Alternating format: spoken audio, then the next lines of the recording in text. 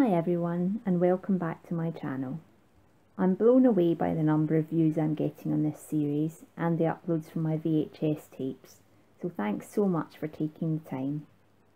So as you'll probably have realised from the last video, by this point I was getting quite addicted to the rush of meeting Westlife.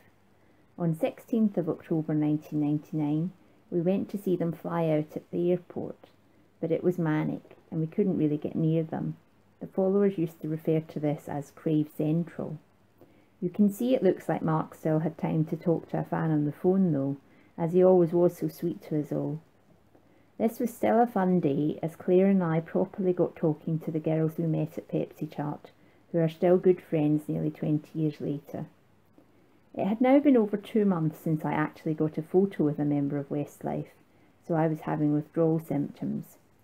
They were appearing on MTV Select on October 19th, so my friends and I got there in time to meet the guys as they were arriving, and I had my picture taken with Mark. You might have noticed in my August photo I was too nervous to put my arm around him, so I was determined not to do that this time.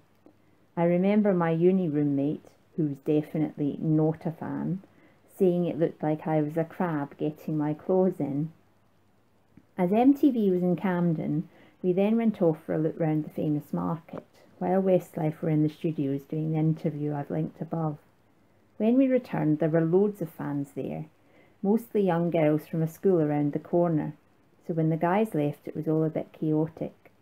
I did somehow manage to get this photo with Nikki, and I believe I got half a hug from Mark, meaning one arm around me and the other one round one of these screaming schoolgirls.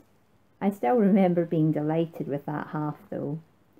My mate Sarah got her photo with Nikki too, which I'm including as it's thanks to her I have content for the rest of this part.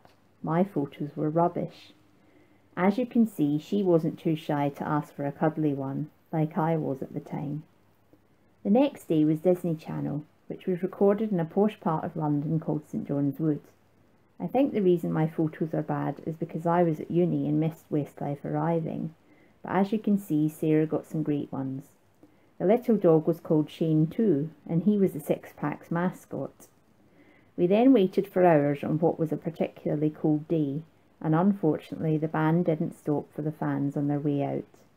I was far from amused, and made my first ever announcement of, "That's it, I'm not following them anymore." My friends will agree that this is now my most infamous catchphrase.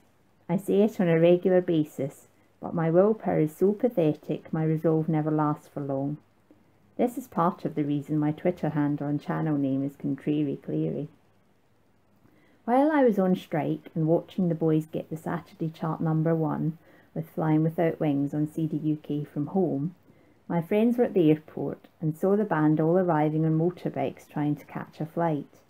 They missed it and then had a whole entourage of fans following them through the airport from one terminal to another to catch the next one. These are Sarah's photos from that day. It looks like I really missed out. Sorry this has been shorter than usual, but my next meeting with the guys was so memorable it deserves its own video. That's right, I soon fell off the wagon. Here is a sneak preview. Why on earth is Mark signing someone's trainer? Thanks for watching, and please like and subscribe so you don't miss out on the next part. Bye for now.